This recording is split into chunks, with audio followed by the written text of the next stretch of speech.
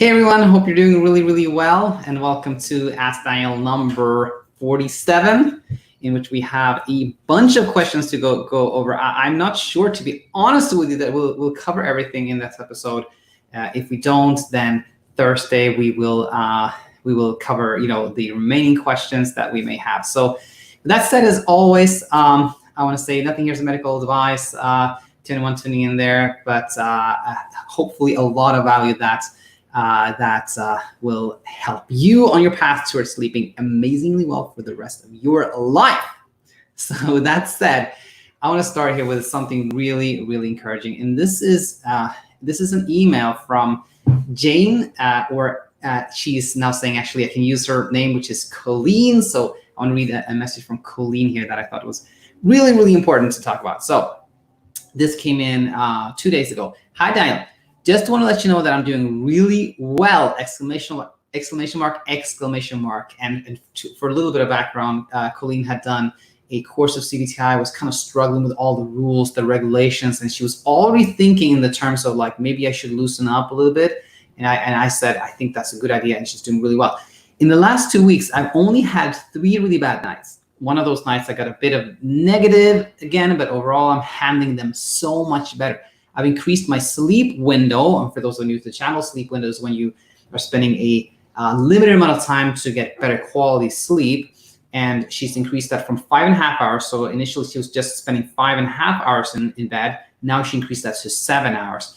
And she's done it as recommended. And she's having been much more relaxed about that time, allowing myself to drift off back to sleep. She's saying, if I still feel really sleepy when my alarm goes off. I was just listening to your YouTube post of a day ago, and someone named Navinder was contemplating a 4-hour sleep window. That's kind of extreme. That's when you say, like, I'm only going to spend 4 hours in bed so I get really, really good sleep. And Colleen is saying, I strongly advise against that.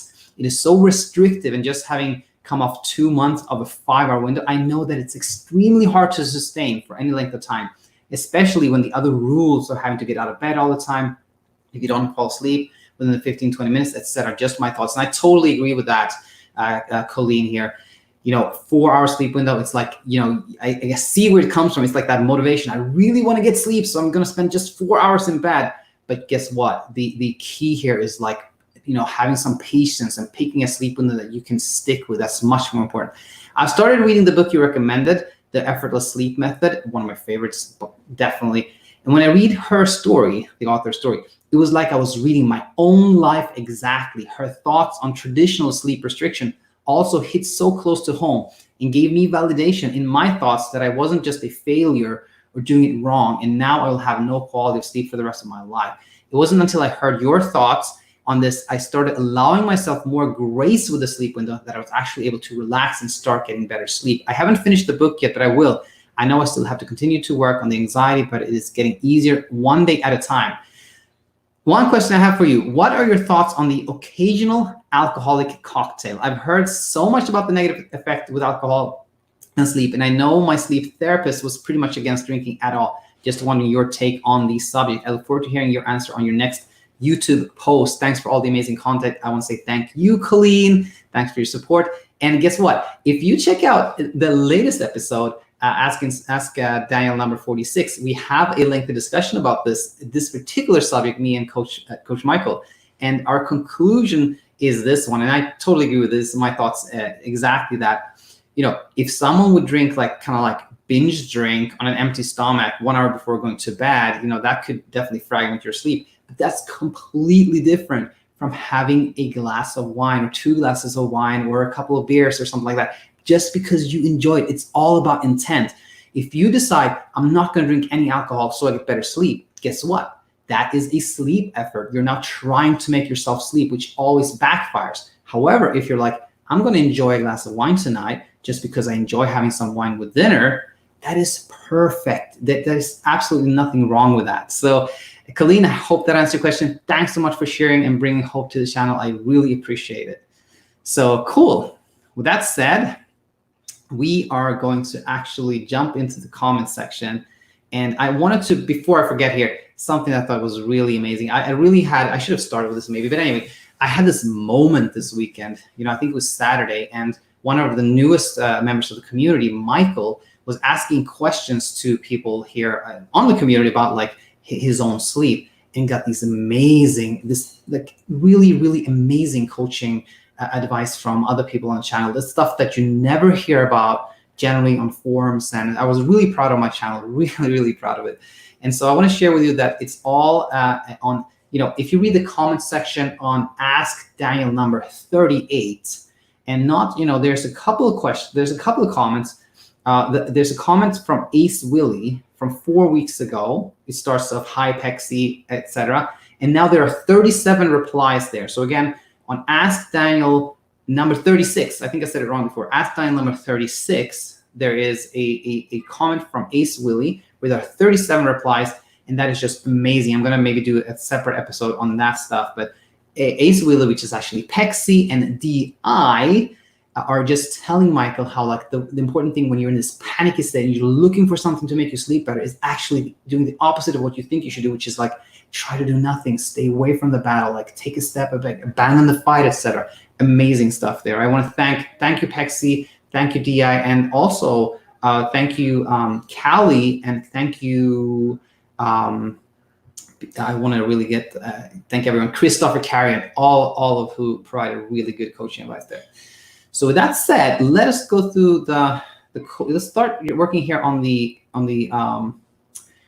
comment section here, and we have let's see here. Am I doing this right? Yes, I am.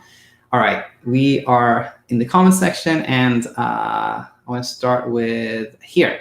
This is from 2 days ago, and this is a comment from Akash Verma, who said, "Is meditation and progressive muscle relaxation necessary part of CBTi?"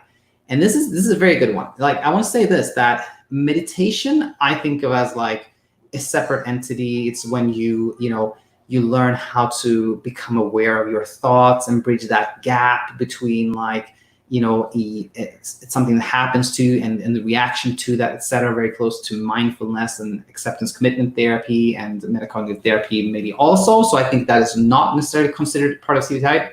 Can be really, really good though, but not part of CBTi. Progressive muscle relaxation, sometimes some people consider that part of cognitive behavioral therapy for insomnia or CBTi. I don't. I consider that something different. And I think there's a real problem, to be honest with you, with progressive muscle relaxation. In itself, there's nothing wrong with it. You start with like your feet, tense them up and then relax them, do it with your calves and etc. and kind of move upwards or move downwards. Nothing wrong with that if it is done with the intent of just feeling relaxed, or just like, kind of like exercise. If you do it because you love it, perfect. But if you do it with the intent of making yourself sleep, it's a real problem. It again becomes a sleep effort. So, and that's where I see the problem being, that almost always when I hear somebody doing a relaxation exercise or technique, it has become a sleep effort. It's almost always in the context of somebody saying, I can't sleep. I'm feeling so tense and anxious. So I do this progressive muscle relaxation technique.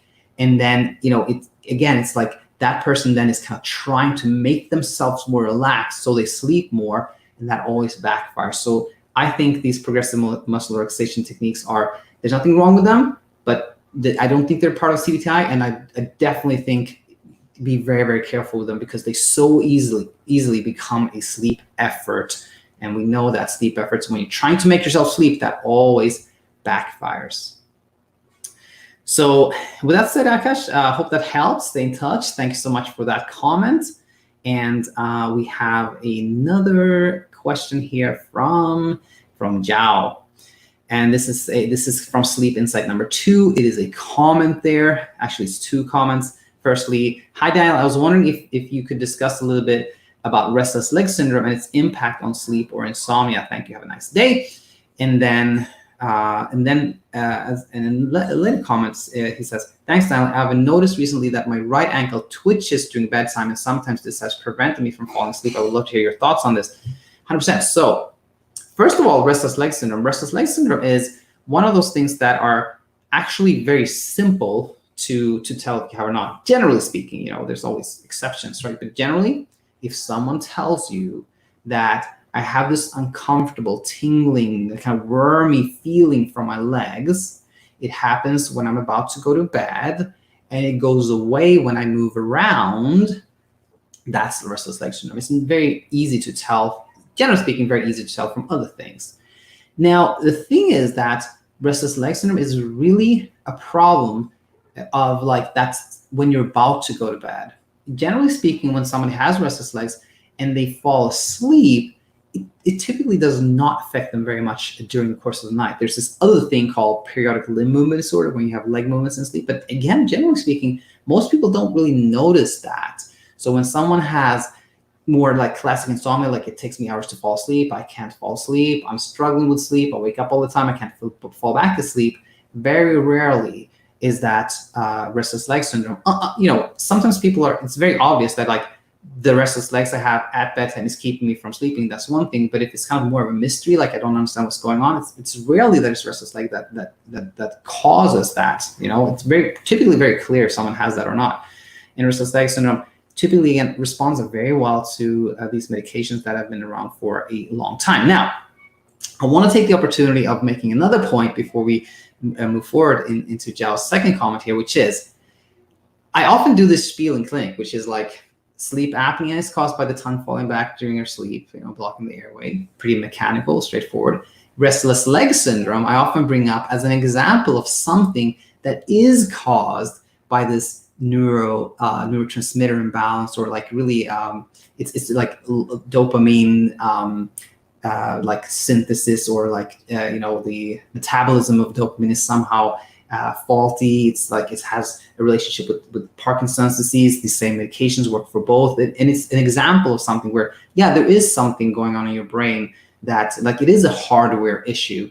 And when I've said that about restless leg syndrome, I then go over to say, when it comes to insomnia, it is different. Insomnia, there's nothing wrong with you. It's entirely produced by your thoughts, reactions, habits, etc. So I just want to take an opportunity to talk about that here as well. Now, my right ankle twitches during bedtime. Sometimes this has prevented me from falling asleep. I want to say this, as always, when anybody has medical concerns, talk to your doctor. Generally, when someone has twitches or jerks or weird leg movements or body movements, only when you're about to fall asleep, that typically is some type of like, sleep transitional thing going on, like hypnic jerks or hypnic awareness. You can just become aware of what's going on, and those like sleep transitional events, things that only happen as you're about to transition into sleep, generally speaking, again, are very benign, harmless, and they're really, they're things that happen all the time, but sometimes we just start to pay attention to them, and then we have more of them. So again, the general thing there is like, the less you try to figure them out, the less attention you give them, the less you try to stop them, the less you try to escape them, the more you just kind of leave them alone, then they stop happening. That's the key to those transitional events. So Zhao, I hope that helped you, and thank you so much for staying in touch and for that comment. Let's stay here. Let's stay here in the comments section for a while before we go to some emails. Let's take a look at this one. This is from Brent, and this is a comment on Ask Dial number 46. And actually, that is the episode where we talked about, is it okay to have a beer when you go to bed?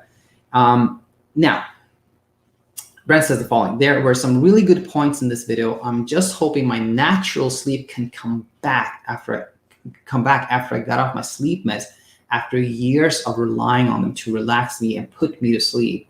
Just really want to start sleeping better and more naturally so I can feel more rested. I miss having that natural sleep pressure where my eyes just start getting heavier and heavier.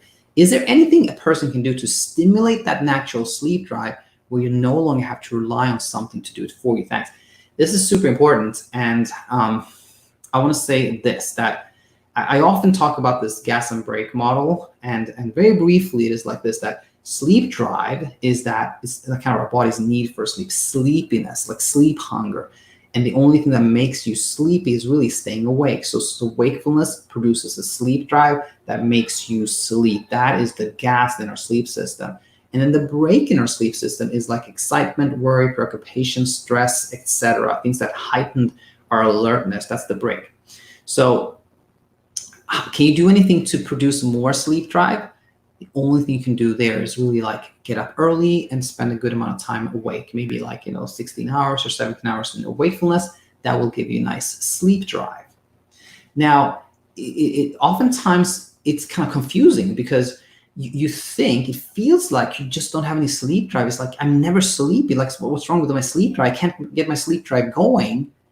But the reality is that it's blocked. It's that hyperarousal that's masking it. You don't even notice that you're sleepy because you're so alert. That is much more common. So sometimes people go into like this mode of like, I gotta get more sleep drive. I gotta really spend less time in bed. But then you kind of like putting so much pressure on yourself to build sleep drive that you actually increase that break, and it's not good. So I think it's super important to recognize that hyperarousal is often the main issue actually. And my own thinking has changed a little bit. I in the past I was always about like build sleep drive, build sleep drive, build sleep drive, but I'm realizing more and more the break is really often the main problem. So how do you get less of the break? How do you become less hyper aroused? I think that really is about education, understanding what sleep is, understanding insomnia, demystifying. And when you understand and it's not a mystery, and etc., then you get relief from that break, and then you start noticing the sleep drive. You start noticing, yeah, I am tired. I am sleepy, I should say, So that's the key there. When it comes to medications, I think a really important point there is that medications can be sedating for sure. They can't produce sleep drive, but they can block some of the, the hyperarousal, the break. Maybe initially by kind of like just a chemical thing that kind of like muddles your thought process, so you can't really focus on hyperarousal. You kind of lose the ability to have that thought process. But after time, in my opinion, that wears off, and with time, it becomes much more psychological. It's like you believe that this whatever you ingest, like whatever you take, is going to make you feel calm, and then it kind of becomes a self-fulfilling prophecy, and it does. And then the important thing is that when you stop taking something, it may seem like it is the lack of that chemical in your brain that's making you more hyper-aroused, but I think it's really mostly you knowing that you're no longer taking this thing, and all the thoughts that produces, like, I'm not taking this thing anymore. What's going to happen? Am I going to be able to sleep? Am I going to have to get back on it? What if I take half of it? What if this doesn't work? That is really what drives that like rebound insomnia that you see when you come off medications, etc. So I think for in conclusion here, Brent, I say, super happy you're here.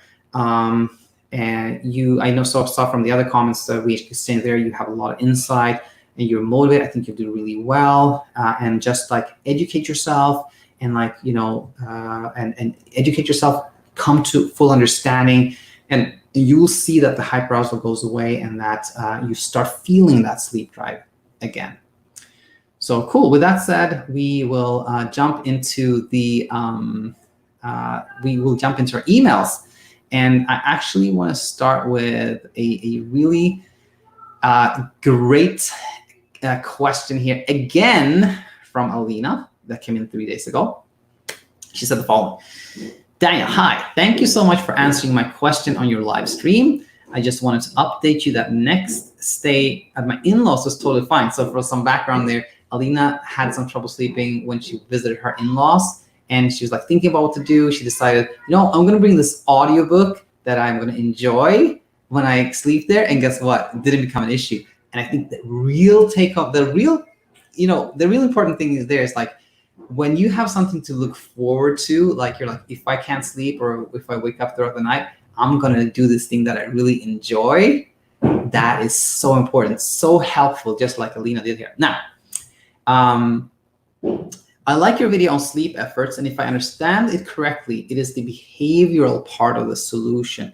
I used to give it more weight in the past, and it worked really well, but after a while, I noticed that the effect of the behavioral part alone, particularly bedtime restriction, in the long run, wears off. And if it's not fueled with the cognitive part, the thinking, super important. And I would definitely think this, that when you start kind of working your sleep, like it's kind of low-hanging fruit to start spending less time in bed for various reasons. But that alone really is enough. You have to like understand what's going on. That is the key, 100%. For me, the thinking part is exactly what you said once. Sleep education, knowing about how sleep works really calms my brain. I just wanted to share one interesting thing that once changed the game for me. It is learning about paradoxical insomnia. I know some people perceive it as a bad thing, but for me, it was really good news. The more I read about it, the calmer I was getting. The symptoms of it were the same as what I had. I used to say that I didn't sleep at all, and yet it was difficult to recall the whole night, and it kind of went too fast. I was feeling refreshed after a sleepless night, which didn't make any sense. Of course, I knew I slept less than usual, but the fact was I actually slept. And knowing that I'm sleeping more than I think gave me a lot of confidence, peacefulness, and resulted in actual sleep. I think I've heard this before, but I think it's a super important one. When you had this notion that, you're sleeping a little bit more than you think, people tell you that you're sleeping, time skips forward, it feels bizarre, it feels like you didn't sleep at all, but yet you're not sleeping during the day, doing what Alina did here, kind of the positive spin on that, like thinking, okay, for some reason, I don't perceive that I sleep. My experience is a little off maybe, but the good news is I'm sleeping more than I think. And whenever you can reframe something into positive, that really helps, just like Alina did. I think it is really powerful to work on the right interpretation of all signals your body sends, the thought work. For example, the sudden awareness of falling asleep is actually a signal that you are close to falling asleep. So take it as a good sign. Or if you woke up after an hour, great news. You actually fell asleep. Collecting the signals and evidence of your ability to sleep, even its hypnic jerks or sudden awareness, or waking up shortly after falling asleep, can give you so much confidence. Really, this is all about, like Alina's talking about, like reframing things. You have a hypnic jerk, you suddenly become aware of falling asleep, or even you wake up shortly after falling asleep. All of them could be reframed in something positive. And I love it, Alina. I love it. Thanks so much for staying in touch, and this is great. All right, so let's do this. We talked about this one from Colleen, and then we have 2 questions here. Let's jump in to do this question here from Faye. This came in 21 hours ago, and Faye asked the following. Hello, Daniel. Thanks for the advice last time. It was great. Thank you, Faye, for staying in touch. I have a question, rather a recommendation on how to come off medication to maintain sleep.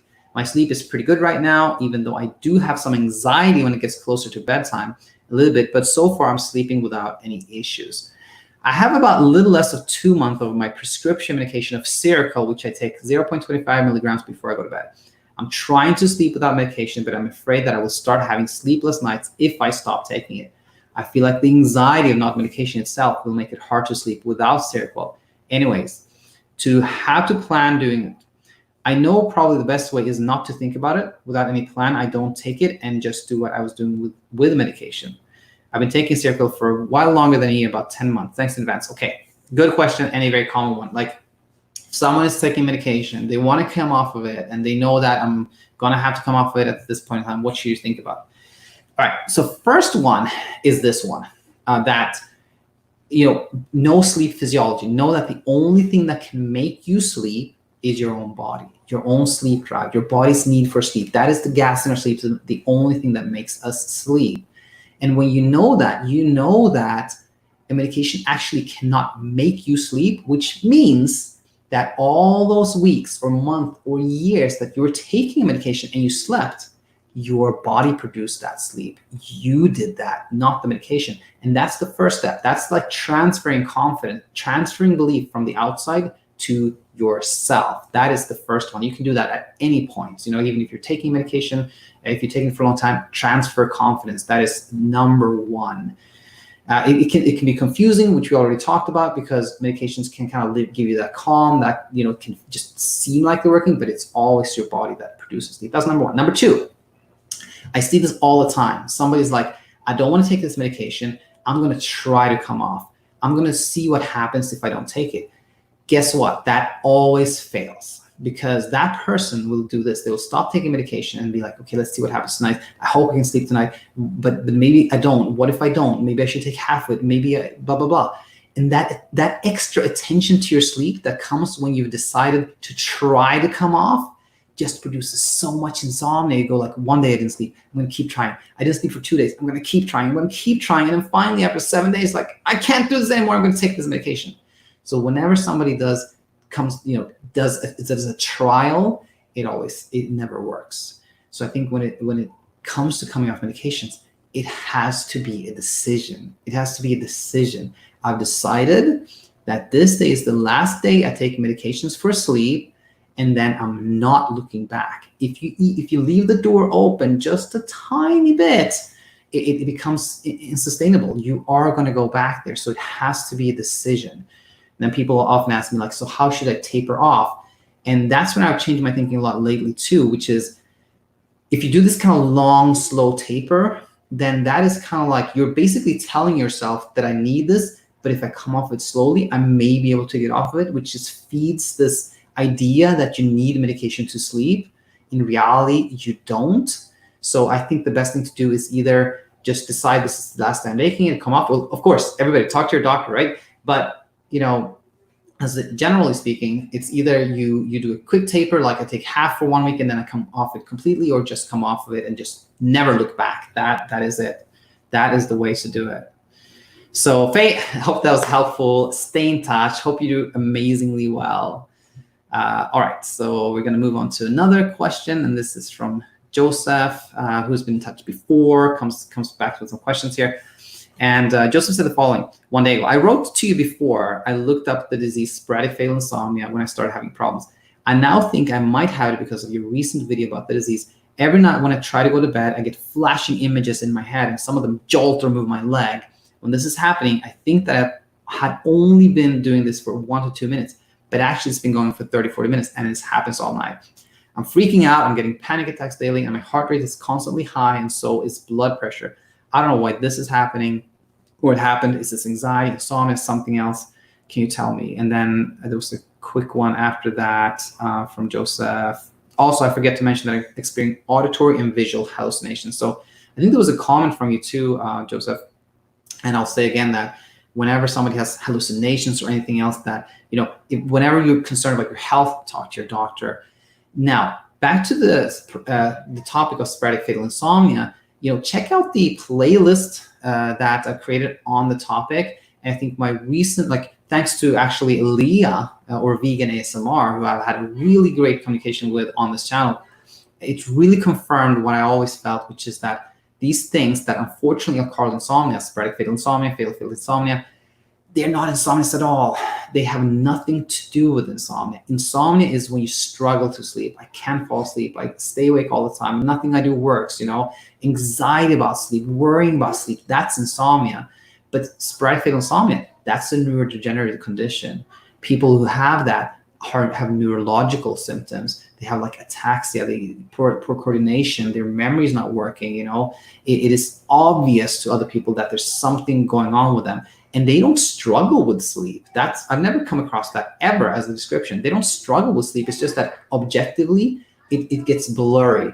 The distinction between wakefulness and sleep gets blurry from an objective standpoint where you measure EEG, etc. But it's not like they struggle to sleep. In fact, their kind of sleep activity actually increases. So I think you can learn a lot from going through this this playlist. And I want to say that there's so many people on this channel who told me I was so worried I had sporadic fatal insomnia, but now I feel like that was kind of ridiculous. When the hyperarousal goes away, people think that wasn't it, So I want to say it is extremely common that those people that worry about having sporadic fatal insomnia really have a lot of panic attacks, severe anxiety, etc.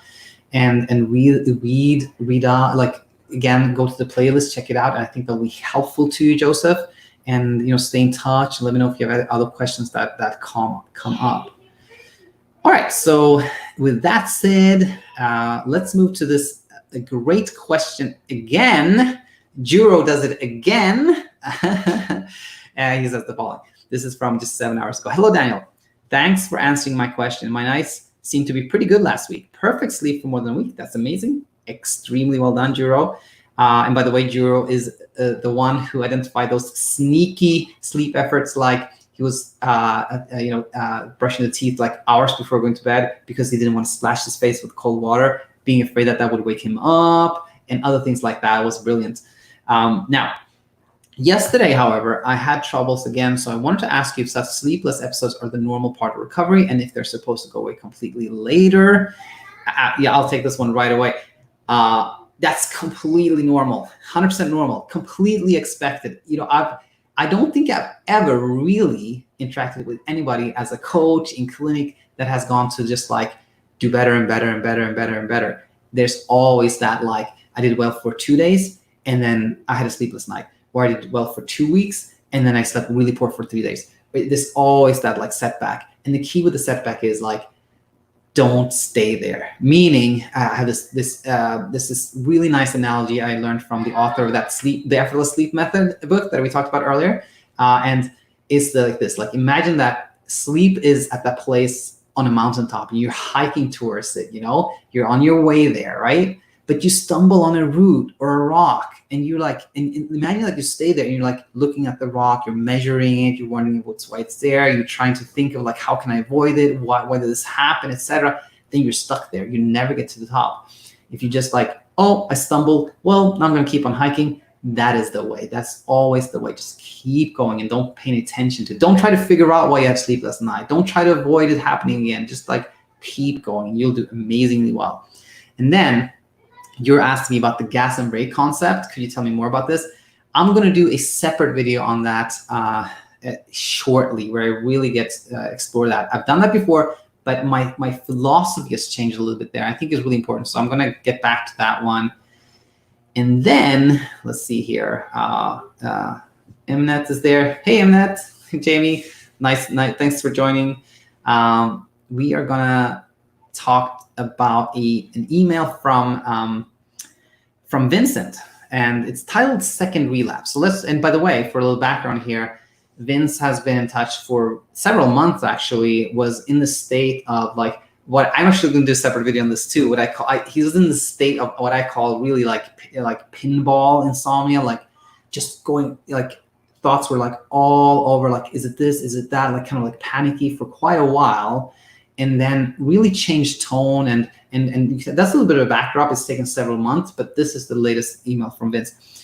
Good day, Daniel. I did what you told me to do after my first relapse of sleep, which is do nothing, continue what I'm doing, and it works. The keyword here is I just didn't focus or didn't care about my sleep anymore, and I did sleep for 2 weeks, and it was amazing and magical.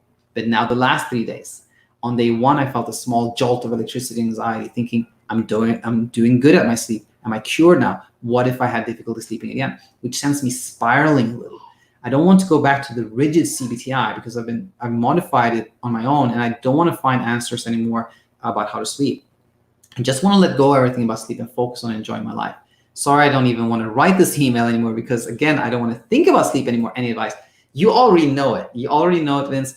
But I want to say this, that the headline is, the big headline is, I slept for 2 weeks and it was amazing. And that, you know, as we've been talking many times, Vince, I've heard you say that I'm sleeping all right, but not really that great. It's kind of okay. And now you slept good for 2 weeks. That's amazing. That shows you that when you let go, when you don't focus on sleep, when you focus on other aspects of your life, this good sleep happens to you. Now, guess what's happening now? Your brain is baiting you. Your brain is going like, your amygdala, that like safety part of your brain is going like, well, hey, Vince, there's a problem here. Hey, Vince, your sleep is a problem. Hey, Vince, you got to do something about it. Hey, Vince, try to figure this one out. Hey, Vince, don't go for it. Don't take the bait. Don't go there. Just like, you know, that is the rabbit hole. If you start going like, oh yes, there is a problem, I'm going to do this other thing, I'm going to change this, I'm going to go, then you're going to be back in the rabbit hole. So you already know this, Vince. Maybe you just need to hear it one more time. Just keep on hiking, like we just said, like keep going, you know, enjoy life. You know, you've gotten past insomnia. And by the way, you know, for somebody who's never had trouble sleeping, right? And they have like a couple of nights where they don't sleep at all, they would be like, this is weird, I'm not sleeping, but I guess I'm anxious, whatever. They wouldn't call it a relapse. And, you know, there's actually no reason for you to think of it that way. You just had some trouble sleeping for a couple of nights, you know? You're you had trouble sleeping in the past. That was related to how you thought about sleep, how you react, etc. But insomnia is not a disorder. It's not like a disease. It's just like, your habits get out of whack a little bit sometimes. So try not to think of it as a relapse. Just think of it as like, I've had a stretch of nights where I didn't sleep very much, but it's nothing more than that. That alone just kind of demystifies it. It's nothing's going on. Nothing's going on, Vince. And just keep going, keep hiking, enjoying life, and you'll do amazingly well. And just stay in touch. I'm always very happy when I see an email from you, Vince. Cool. So I think we actually went through our emails. Yeah, we did. And let's see. We have Zoltan. What's up? Zoltan is like always there. I love it. Zoltan said, I find hot baths help me relax, not for trying to sleep, just in general, but it might help. Yeah, exactly. This is the thing. If you like, it's like 8 p.m. It's kind of cold outside. You're thinking like, oh, I'd like to take a hot bath. You take a hot bath. You feel great. That's perfect. We should all do things like that. Or it's like, oh, it's almost bedtime. I'm going to enjoy this Netflix show. Perfect. Love it. On the flip side, if somebody out there is like, oh, Zoltan is taking a hot bath and it helps him sleep, I'm going to take a hot bath because that's going to help me sleep. No bueno. That's not going to work. You're going to be in that hot bath and you're going to be thinking, is this going to make me sleep? I hope this makes me sleep. I'm going to stay a little longer. Maybe the temperature isn't right. That is not good. That's a sleep effort. If you love taking a hot bath, perfect. And by the way, Zoltan, I hope you did it live. I wasn't going to tell you and everyone else this tomorrow. I'm going to go back to calling my short episodes Insomnia Inside after the backlash from Zoltan and my wife. Really only two people, but both said I like the old name better, so I'm going to go back to that. So Zoltan, thanks so much for being live here. I love it. And I think there were a few more things. Let's see here. Brent, we talked about that. Oh, yeah. Here we go. There's two more things. Here, Lorena.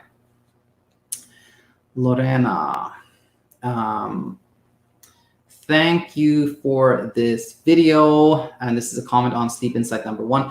I have two questions. Number 1, I try not to work on my computer or look at my cell phone 1 hour before bed. Does this count as a sleep effort? And I already kind of answered in the comment section and said, if you are actively trying not to look at your cell phone 1 hour before you go to bed because you're hoping that will keep you from sleeping, that's definitely a sleep effort. It's the common sleep effort, and sleep efforts always backfire, as we know. So just on the flip side, or what I'm trying to say here is like, should you be like, okay, I gotta look at my phone now? No, then you're creating another sleep effort. You should just try to enjoy that time before you go to bed. Do something fun. If that's involving your screen, it doesn't matter. Just enjoy. That's the thing. You have to look forward to going to bed. Super important. You have to look forward to going to bed. Now, I love the second question. Number 2, when do I know it's time to stop the sleep diary? Check that one out. Amazing question. And here's the thing. The reason this really resonated with me is because I've had this kind of, as many of you know, in the last few weeks here, I've really started thinking about the problems with traditional, textbook, rules, regulations, filled CBTi. And one of them is that tight sleep window. If somebody is like, you should spend only 5 hours in bed now until you get a sleep efficiency of 85%, and you have to do this, then guess what? If somebody is quote unquote successful and sleeps for 5 hours, then the next step is expanding the sleep window. And then it's like, okay, now we're going to add 30 minutes. Let's see what happens. Am I going to sleep for 30 minutes more? Is it going to fail? Is this going to happen? Is that going to happen? That's a problem. That is a problem. That is a problem with that tight sleep window.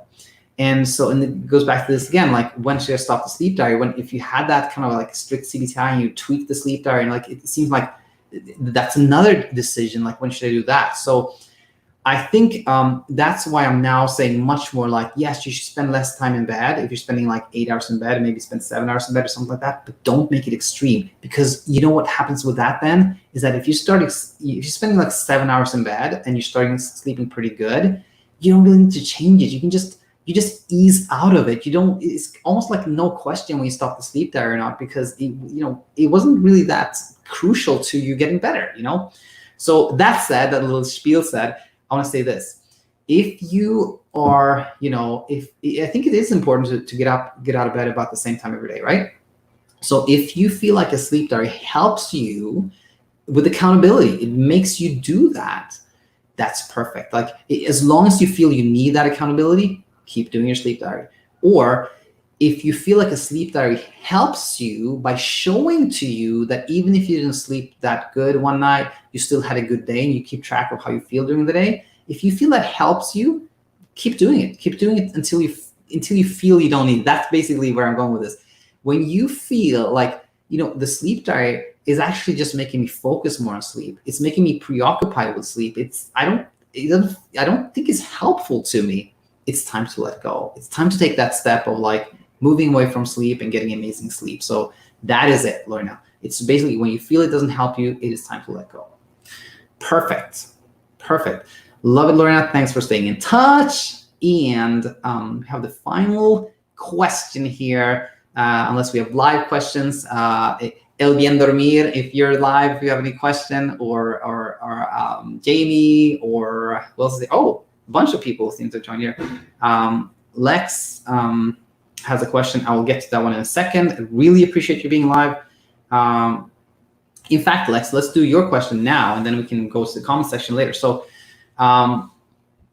Lex said live here, chronic insomnia is caused by the fear of not sleeping. So theoretically, if someone with chronic insomnia purposely expected not to sleep and was absolutely fine with that outcome, wouldn't they be most likely to sleep? 100,000% correct. Absolutely, Lex. And this is something that has been kind of described, which is called paradoxical intention. When you go to bed and you actually try to stay awake, you go to bed and you're like, I want to stay awake. I got to stay awake. I'm going to try to stay awake. Studies show that helps. But I think in reality, it's kind of too simple of a mind trick to really work, because you're like, I want to stay awake, but do you really want to stay awake? It's tricky. But the answer is, you're 100% onto it. But how do we translate that? What you just, your insight there, how do we translate that to something more practical? Well, that's when I think doing things that you enjoy, like if you wake up from sleep and it's like, you think it's like, don't check the time, right? But let's say you did check the time and it's like 3:30 a.m. and you're like, dang it, I'm awake again. If you do something then that is either neutral, like you go do some dishes, so it becomes like something positive out of it, like you do something that you take care of something, or you actually be like, it's 3:30, guess what? I'm going to enjoy this podcast now. I really look forward to this podcast. And then you're doing that. You are becoming fine with the outcome. You're becoming comfortable with the idea of losing sleep, right? Because you converted it to a positive. So that's why I always talk about, like, do something you enjoy before you go to bed. Do something you enjoy at night. Do something you enjoy. That is exactly what you're describing. That is becoming more comfortable or absolutely fine. If you become absolutely fine with losing sleep, you no longer have any trouble sleeping. Very, very love this question. Love it. And okay. Zoltan said, I meant no backlash. I just prefer the last name. I agree with you. Insomnia inside just feels better than sleep inside. Totally. And Zoltan says, do you like fried chicken? I don't know how to answer this one. I think I still, when I think about fried chicken, I get it, how it's kind of yum. It's like really appetizing, but I stopped eating meat actually for a couple of 3 years ago, so I don't do it again, but I think it's very, very tasty, and I understand why fried chicken is so popular. I totally get that.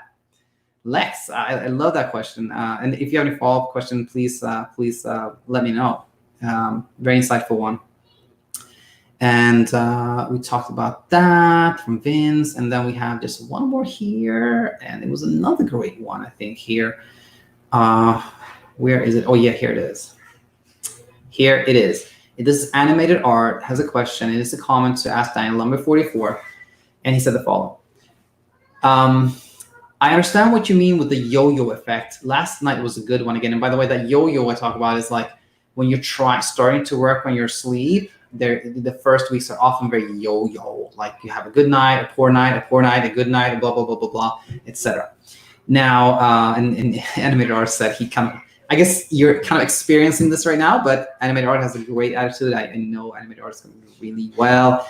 I also have another question. When I picked 6:15 as a wake-up time, I did so because the light and the birds woke me up since my sleep was so superficial. But I used to sleep until 7:30 most of the last 2 years. So I was wondering if I can slowly move that window towards 7 a.m. For example, by adding 5 minutes every 2 days or so until the set wake-up time. Here are my thoughts.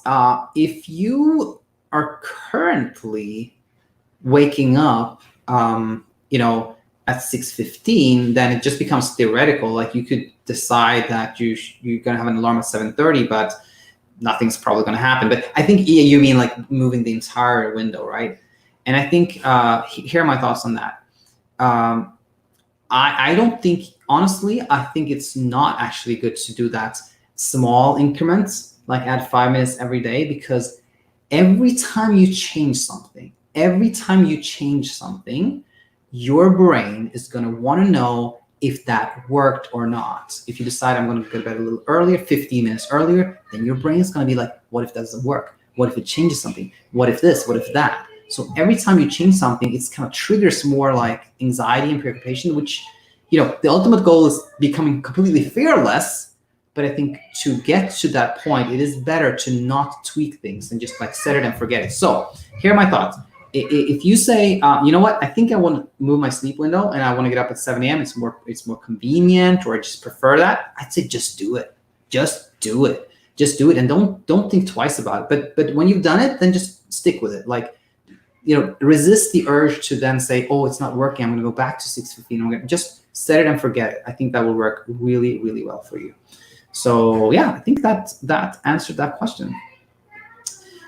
So we have Zoltan. Oh, Lex, you got it, Lex. I love that question. Now, Zoltan says, what is this talk with certain lights or screens keeping people awake? I look at my phone at night and I have no issues. Hear ye. Zoltan looks at his screen and he has no issue. And guess what? People who don't have trouble sleeping have terrible sleep hygiene, right? So that in itself tells you something. If it was really bad to look at a screen before you go to bed, then 82% of the population wouldn't sleep. Most people, I believe, do what I do.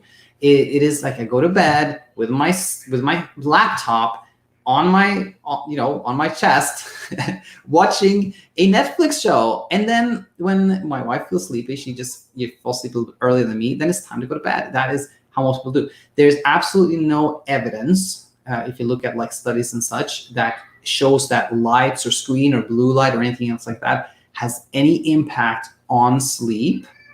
But what is the problem, of course, is that people think it does.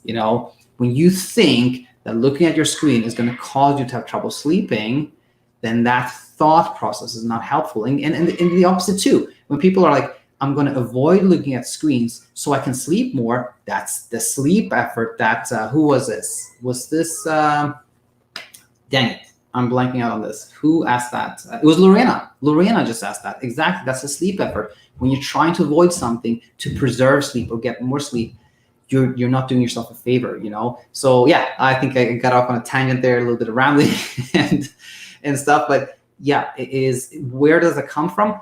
Okay, where does that come from? Why is it that everyone and their aunt has a thought on what you should do and not do? Well, first of all, it's because a lot of people have trouble sleeping. Secondly, a lot of people honestly, really, truly just want to help. And that's your friend and your family member. And they've heard that you should do this or you should do that. And why is it so much talk about light? I think it is simply because when it's night outside, it is dark. When it's bright outside, it is day. And we associate, brightness with with wakefulness and darkness with sleep. So it's kind of it's not that far-fetched, the idea of like, okay, light is a problem, we gotta have more light, but actually there's no evidence to that whatsoever. Zoltan says, why do some doctors, Ricardo's there, cool. I have an answer to that one. Zoltan says, why do some doctors say screens are bad if there's no real proof? The problem there is education. Like, have empathy with your doctors. A lot of people tell me like, my doctor has no clue what I'm going through. Like, they just dismissed me. It's hard for doctors because they literally get zero education on sleep. They don't know more than you do. And then people have trouble sleeping and they're just like grasping at straws. They got to do something. And then the same thing that everybody hears about is the same thing doctors hears about, which is sleep hygiene. So doctors say the same thing you hear from anybody else, like avoid screens, keep it cool, don't eat too much, etc. So but the solution there is, at some point, medical education has to change. Everybody should know about sleep, insomnia, CBTi, all this stuff needs to be out there. Ricardo asks, hey, Daniel, how long would you say until you start feeling the effects of proper CBTi, cognitive behavioral therapy for insomnia? And that's a good one. And I want to say this, every human being is different. It can take, there are some people that don't have very entrenched insomnia. They may have a lot of trouble sleeping, but maybe it's been for a shorter period of time. And that within themselves, they feel like there's something off, but they somehow know deep inside that there's nothing broken inside them. There's nothing wrong with them. They don't have that many rituals. They don't have that many unhelpful beliefs. For those people, it can be really quick. It can be like 2 weeks and they're actually sleeping really good and they're ready to graduate. And for other people that have, let's say it's been like years, they've had trouble sleeping for years. Well, guess what? No matter how no matter how well I try to educate this person that has trouble sleeping for 10 years, nothing that I say in 45 minutes is going to be able to change all the evidence they feel they have, all the evidence that all the evidence that they had that they are, that they've had trouble sleeping. So for somebody that's had trouble sleeping for decades, it is going to take a longer period of time. So that said, I want to give you kind of my general thought on this, and that is this, that most people that start, there's often the initial week or even the first 2 weeks is often very yo-yo, very much all over the place, often like a nosedive. I want to say that for most, after at the 2 week mark, 2 to 3 week mark, something like that, most people do see some positive thing, like I'm a little bit less worried, or I slept a little bit easier that time, And for most people, that said, that initial like, that sense of like some things are going in the right direction, that usually happens as early as 1-2 weeks and as late as like 5-6 weeks. Somewhere within that time frame is usually when that happens.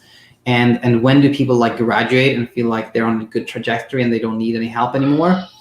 Again, as early as like 2 weeks. Sometimes it can take like much longer, it can take months, but I hope this gave you a good idea, And Vince, by the way, who had a question in this episode, I believe I connected with Vince like that must have been like half a year ago or so.